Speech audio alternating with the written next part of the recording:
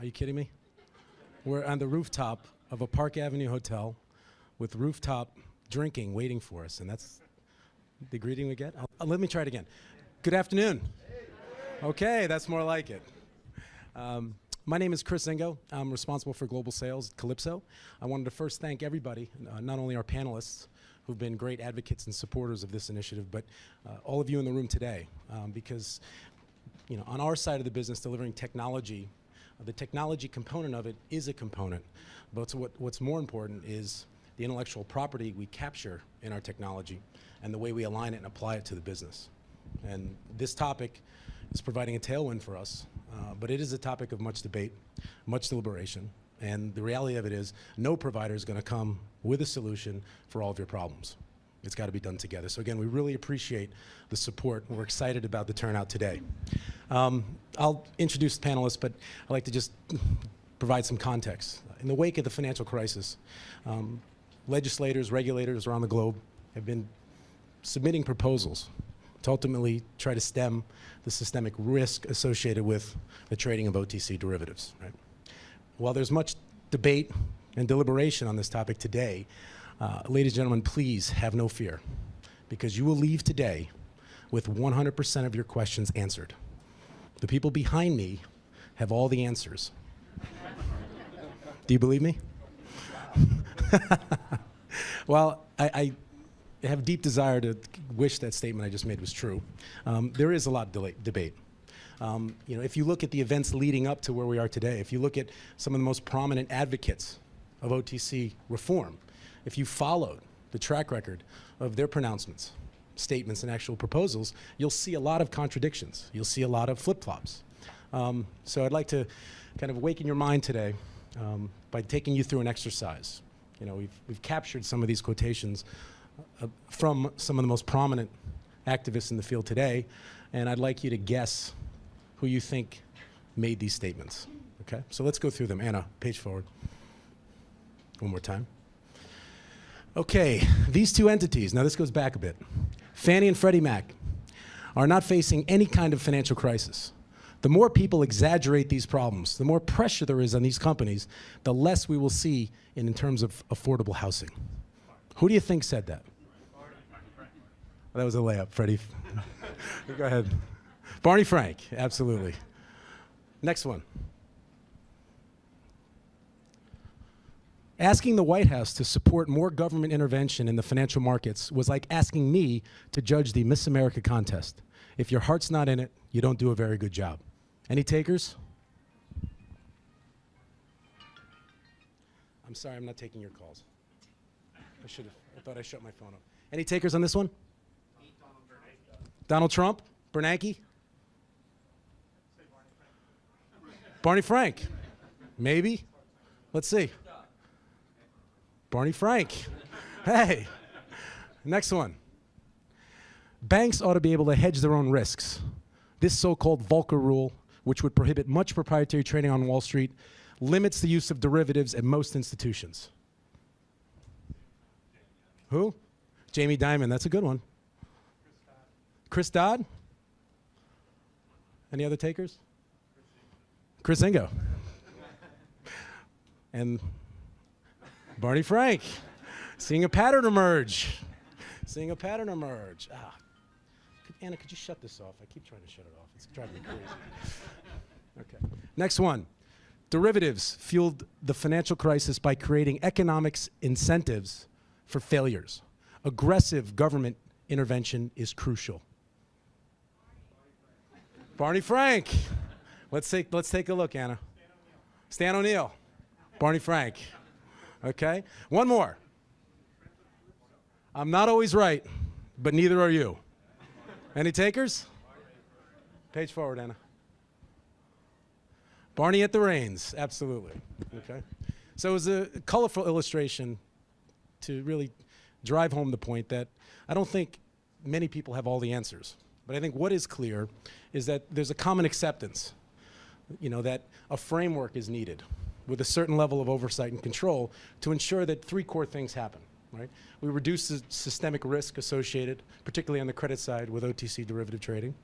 We facilitate transparency in opaque markets, which conceptually facilitates liquidity, and we reduce operational risk, right?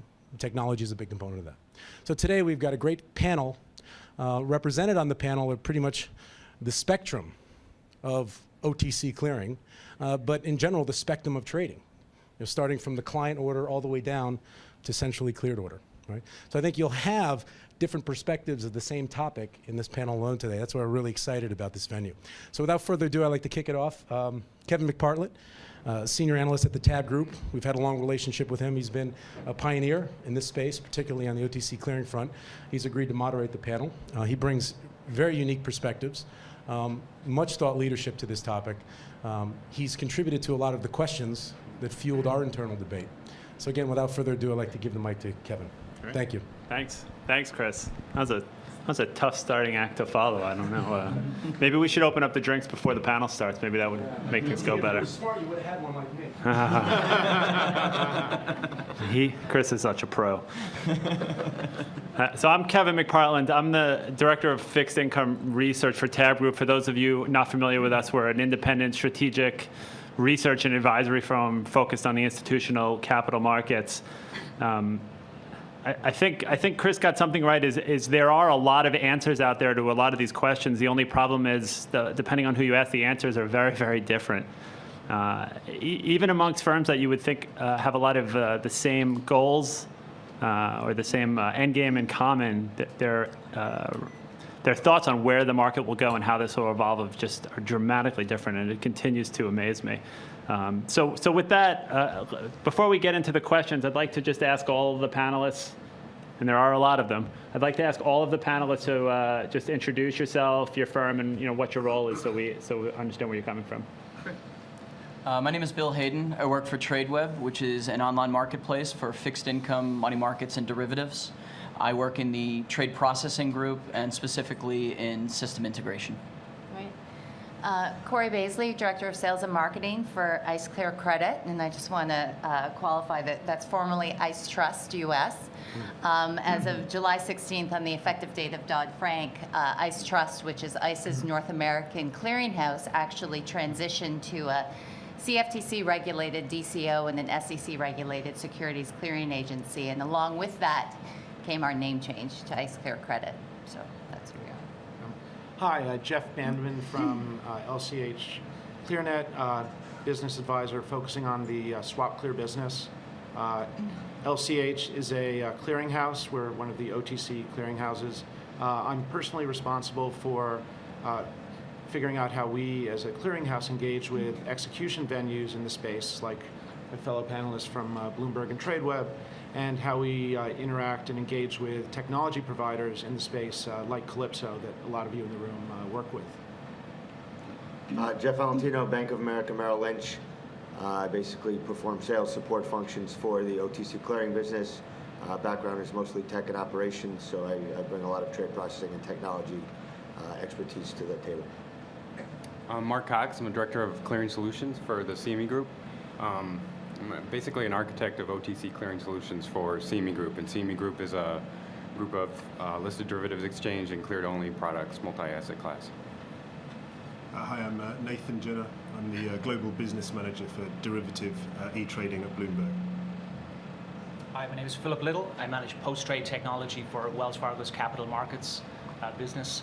I'm going to try and avoid theoretical questions from here and talk more and answer more from a perspective of technology and how we use Calypso for our FCM from an FCM perspective. So thanks, everybody. So my first goal is to see if I can get all the competitors to argue with each other up here on the panel. So you can let me know at the end how I do.